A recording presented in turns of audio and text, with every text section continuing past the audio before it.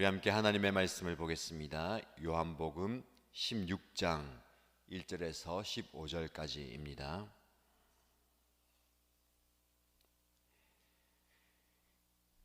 요한복음 16장 1절에서 15절까지 말씀을 함께 읽겠습니다. 내가 너희에게 이 말을 한 것은 너희를 넘어지지 않게 하려는 것이다. 사람들이 너희를 회당에서 내쫓을 것이다. 그리고 너희를 죽이는 사람마다 자기네가 하는 그러한 일이 하나님을 섬기는 일이라고 생각할 때가 올 것이다. 그들은 아버지도 나도 알지 못하므로 그런 일들을 할 것이다. 내가 너희에게 이 말을 하여 두는 것은 그들이 그러한 일들을 행할 때가 올 때에 너희로 하여금 내가 너희에게 말한 사실을 다시 생각나게 하려는 것이다. 또 내가 이 말을 처음에 하지 않은 것은 내가 너희와 함께 있었기 때문이다. 그러나 나는 지금 나를 보내신 분에게로 간다. 그런데 너희 가운데서 아무도 나더러 어디로 가느냐고 묻는 사람이 없고 도리어 내가 한 말 때문에 너희 마음에는 슬픔이 가득 찼다. 그러나 내가 너희에게 진실을 말하는데 내가 떠나가는 것이 너희에게 유익하다. 내가 떠나가지 않으면 보혜사가 너희에게 오시지 않을 것이다. 그러나 내가 가면 보혜사를 너희에게 보내주겠다. 그가 오시면 죄와 의와 심판에 대하여 세상의 잘못을 깨우치실 것이다. 죄에 대하여 깨우치신다고 함은 세상 사람들이 나를 믿지 않기 때문이요, 의에 대하여 깨우치신다고 함은 내가 아버지께로 가고 너희가 나를 더 이상 못 볼 것이기 때문이요, 심판에 대하여 깨우치신다고 함은 이 세상의 통치자가 심판을 받았기 때문이다. 아직도 내가 너희에게 할 말이 많으나 너희가 지금은 감당하지 못한다. 그러나 그분 곧 진리의 영이 오시면 그가 너희를 모든 진리 가운데로 인도하실 것이다. 그는 자기 마음대로 말씀하지 않으시고 듣는 것만 일러주실 것이요, 앞으로 올 일들을 너희에게 알려주실 것이다. 또 그는 나를 영광되게 하실 것이다. 그가 나의 것을 받아서 너희에게 알려주실 것이기 때문이다. 아버지께서 가지신 것은 다 나의 것이다. 그렇기 때문에 내가 성령이 나의 것을 받아서 너희에게 알려주실 것이라고 말한 것이다. 아멘. 네, 예수님께서는 15장 마지막 말씀에 성령이 오시면 제자들이 모두 증인이 될 것이다 라고 말씀하셨습니다. 그 예언의 말씀처럼 성령께서 제자들을 찾아오시고 그들이 성령 충만할 때에 길거리로 나가서 또 열방을 향해서 주님의 복음을 증거한 것을 우리가 사도행전을 통해서 보게 됩니다. 그런데 그 증인의 삶을 사는 것, 주의 복음을 들고 세상을 향해 나갈 때에 그들을 미워하는 세상이 그들을 가만히 내버려 두지 않을 것이다 라는 말씀을 하십니다. 사람들이 너희를 회당에서 내어 쫓을 것이다. 여기서 회당에서 내어 쫓는다는 말은 출교한다는 말입니다. 회당을 중심으로 모이는 유대인들은 그들의 공동체에서 쫓겨난다는, 출교당한다는 것이 굉장한 심판이었습니다. 유대인들이 복음을 전하는 그들을 출교하게 될 것이다. 그리고 너희를 죽이게 될 것이다. 심지어 죽음을 당하게 될 것이다 라고 말씀합니다. 그런데 그러한 일들을 행하는 그 유대인들이 오히려 우리는 하나님을 섬기기 때문에 이 일을 한다라고 생각할 때가 올 것이다.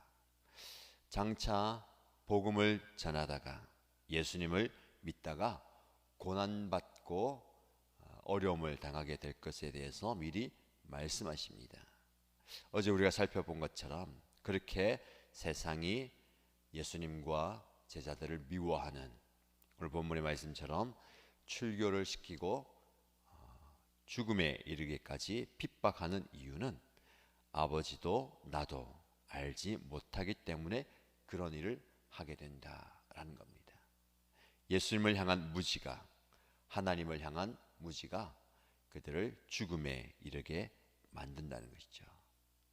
내가 너희에게 이렇게 말하는 이유, 너희가 앞으로 장차 고난을 받게 될 것이다 라고 말하는 이유는 그런 일들을 겪게 될 때에 너희가 내가 지금 너희에게 말하는 것을 다시 생각나게 하기 위함이다.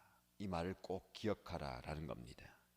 지금은 이 말이 이해되지 못하고 그런 상황이 아니다 하더라도 장차 그런 상황이 되면 나의 이 말을 꼭 기억하라 라는 겁니다.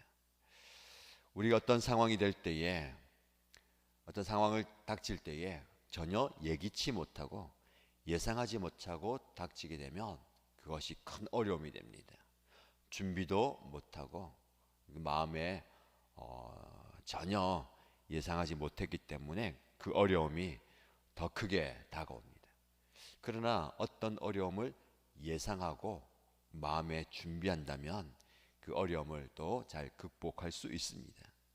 그것처럼 제자들에게 장차 너희가 나로 인하여, 복음으로 인하여 고난받게 될 것이다 라는 것을 미리 말씀하시죠. 제자들이 복음을 전하다가 어려움을 겪게 될 때에 이 상황, 이 예수님의 말씀을 기억했을 것입니다. 그런데 이 말씀이 오히려 그들에게 더 큰 슬픔과 근심이 되었습니다. 왜냐하면 그렇게 말씀하시면서 예수님은 저들을 떠나가시기 때문에 그렇습니다. 함께함에도 불구하고 어려움이 닥치는데 그들을 떠나간다는 것이 더 큰 슬픔이었고 근심이었습니다. 그러나 예수님은 슬퍼하고 근심, 걱정하는 그들에게 다시 한 번 더 말씀하십니다. 내가 너희를 떠나가는 것이 너희에게 유익이다. 여러분, 이 말씀을 깊이 좀 묵상하시기 바랍니다. 제자들 눈앞에 마주하고 있는 예수님이 내가 너희를 떠나가는 것이 오히려 너희에게 유익이다, 유익하다. 무슨 말씀입니까? 내가 떠나가지 않으면 보혜사가 너희에게 오지 않을 것이다. 나는 너희를 떠나가지만 보혜사 성령을 너희에게 보내줄 것이다 라고 하십니다. 몸을 입고 이 땅에 오신 예수님, 말씀이 육신이 되어서 그들과 함께 했던 예수님이 이제는 떠나가시면서 진리의 영이 너희에게 오게 되면 너희를 모든 진리 가운데로 그가 인도할 것이다. 여러분, 보혜사 성령님은 우리와 함께 계시면서 우리 안에 거하십니다. 우리 안에 거하신 성령님은 진리의 영이 되심으로 우리를 진리 가운데로 인도하여 주십니다. 우리 안에 계신다는 것이 중요합니다. 지금도 우리 주님은 성령으로 우리 안에 내주하십니다. 우리의 안에 성령께서 거하심으로 욕심과 정욕으로 가득한 우리의 마음이 진리의 영으로 정화되고 그 진리의 영의 인도함을 받는 것이죠. 여러분 어떻습니까? 매일의 일상 가운데 진리의 영이신 성령께서 내 안에 거하시고 나를 진리의 길로 인도하신다라는 것이 느껴지십니까? 경험하고 사십니까? 때로는 진리의 영의 인도함을 받아서 우리의 걸음이 복된 걸음이라는 것을 우리가 실제적으로 경험할 때도 있습니다. 그런데 우리의 안에 있는 욕심과 정욕과 자아가 발동해서 진리의 영의 인도함을 받는 것보다는 내 욕심대로 내 마음에 이끌린 대로 살아갈 때가 또 있다는 것을 보게 됩니다. 끊임없이 우리의 삶은 진리의 영의 인도함을 받을 때도 있지만 우리의 마음의 주장대로 살아갈 때가 있습니다. 사도 바울마저도 우리 안에 자기 안에 있는 내 안에 있는 성령의 소욕과 육신의 소욕이 끊임없이 부딪히고 싸운다라고 표현합니다. 정말 그렇습니다. 이 세상 어디에도 우리의 마음 같은 심각한 치열한 영적 전쟁의 터가 없습니다. 가장 치열한 영적 싸움의 현장은 바로 우리의 마음입니다. 제자들마저도 예수님과 함께 있으면서도 근심과 염려와 걱정과 불안, 때로는 평안과 기쁨과 즐거움과 감사가 요동치는 것을 보게 됩니다. 우리의 마음이 그렇지 않습니까? 하루에만 해도, 아니 한순간에만 해도 그런 복합적인 그 마음이 우리 안에 가득합니다. 결국 우리는 우리 안에 일어나는 부정적인 그런 마음, 말씀드린 것처럼 불안과 염려와 걱정과 슬픔과 괴로움, 이것이 우리 안에 자연스러운 감정으로 드러날 때가 있습니다. 힘든 일을 당할 때에 걱정할 수 있습니다. 슬픈 일을 당할 때에 슬퍼할 수 있고, 아픈 일을 당할 때에 아파할 수 있습니다. 그런데 그 감정이 우리의 삶을 완전히 뒤덮어버리면 굉장히 어렵습니다. 왜? 우리는 나아가야 할 길이 있는데 그 슬픔의 감정 때문에, 아픔 때문에, 고통과 근심과 염려 때문에 우리가 나아가야 할 길을 나가지 못한다면 치명적인 우리의 실수가 되게 될 겁니다. 하나님은 저와 여러분들에게 사명을 주시고 그 사명을 감당할 수 있도록 은혜와 용기와 힘을 주십니다. 그게 바로 진리의 영 성령입니다. 성령께서는 우리 안에 거하시면서 우리의 마음을 다스리십니다. 때로는 정말 무기력하게 아무것도 할 수 없는 상황이고 그런 마음이지만 성령이 우리의 마음을 만지실 때에 그것을 극복하게 되는 것을 우리는 많이 경험하였습니다.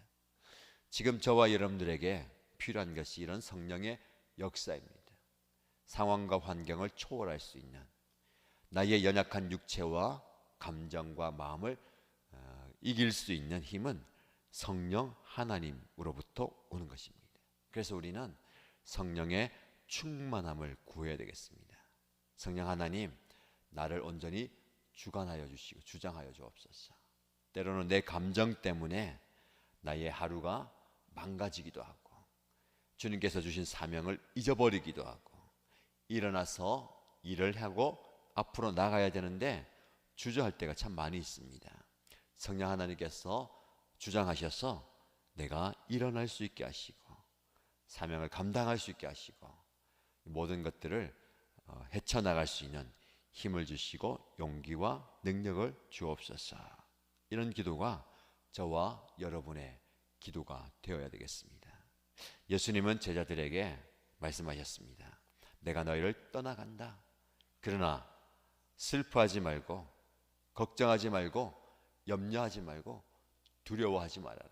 오히려 내가 너희를 떠나는 것이 너희에게 유익이다. 왜냐하면 진리의 영이신 보혜사 성령을 너희에게 보내줄 것이기 때문이다. 제자들은 그 성령으로 말미암아 지금까지 경험하지 못했던 놀라운 은혜를 경험하고 새로운 역사를 써가게 됩니다. 예수님께서 허락하신 명령하신 그 복음 증거의 사명을 감당하게 된 거죠. 저와 여러분들 마찬가지입니다. 진리의 영이신 성령께서 우리와 함께함으로 더 특별한 은혜를 경험하게 되기를 축복합니다. 그리고 받으신 사명을 능력으로 감당할 수 있는 주님의 제자가 되기를 주님의 이름으로 축복합니다. 기도하겠습니다. 살아계신 하나님 아버지, 우리 하나님께서 우리를 부르셔서 사명을 주셨습니다. 이 땅을 살아갈 때에 그저 밥을 먹고 그저 우리에게 주어진 일을 감당하면서 사는 인생이 아니라 제자들에게 주셨던 것처럼 주님을 증언하는, 복음을 전하는 사명을 우리에게 주셨음을 믿습니다. 이 사명의 일을 감당할 때에 때로는 우리에게 고난과 핍박과 어려움이 찾아옵니다. 그때에 우리의 연약한 모습을 보면서 낙담하지 않게 하시고 오히려 힘을 내어서 담대하게 세상을 향해서 선포하고 나아갈 수 있는 우리들의 모습이 되게 하여 주옵소서. 우리 주님께서 제자들에게 약속하신 것처럼 진리의 영이신 보혜사 성령을 보내 주옵소서. 우리의 마음에 우리의 심령 가운데 성령께서 모든 것들을 주관하시고 좌정하시고 다스려 주옵소서. 그래서 우리의 감정의 요동침으로 우리의 사명을 망각하거나 우리가 걸어가야 할 그 길을 내버리지 않도록 하여 주시고 오히려 담대하게 주님이 주시는 능력으로 이 길을 묵묵하게 걸어가게 하시고 주의 복음을 선포하며 외치는 우리들이 되게 하여 주옵소서. 오늘 우리들에게 주어진 모든 일들 가운데 하나님께서 함께하여 주옵소서. 친히 우리가 어떻게 해야 할지, 무엇을 해야 할지, 어떤 말을 해야 할지 깨닫게 하시고 또 성령의 인도함을 받아서 오늘 하루를 살아가는 저희들이 되게 하여 주옵소서. 성령 하나님께서 우리의 모든 삶을 주장하시고 우리의 모든 걸음을 인도하여 주옵소서. 그리하여서 주님과 동행함이, 주님과 함께함이 얼마나 큰 기쁨이요 얼마나 큰 즐거움인지를 깨달아 고백하는 오늘 하루가 되게 하여 주옵소서. 오늘 아침에 사랑하는 아들을 천국에 떠나보내고 장례 예배를 드리는 우성이 가족들을 기억하여 주시고 함께 예배할 때에 하늘의 위로가 그 부모님들과 그 가족들에게 임하는 역사가 있게 하여 주옵소서. 성령 하나님께서 그들의 마음에 거하셔서 그들의 아픔과 슬픔과 고통을 거두어 가주시고 하나님의 위로를 충만하게 허락하여 주옵소서. 이제 이 땅에서 주님께서 우성이를 통해서 허락하여 주신 그 복음의 사명을 감당하는 복음의 삶을 살아가는 복된 가족들이 다 되게 은혜 허락하여 주옵소서. 예수님의 이름으로 기도드립니다. 아멘.